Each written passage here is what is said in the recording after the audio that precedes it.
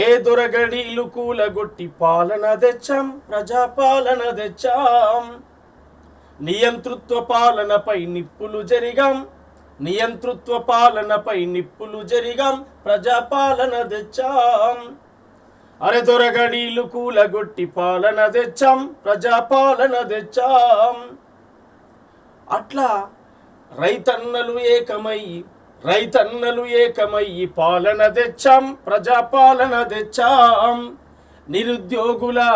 నిరుద్యోగుల తండ్రాటను చూసాం, ప్రజాపాలన తెచ్చాం. అరే కార్మికుల కష్టాలను కండ్లతో చూసాం, ప్రజాపాలన తెచ్చాం.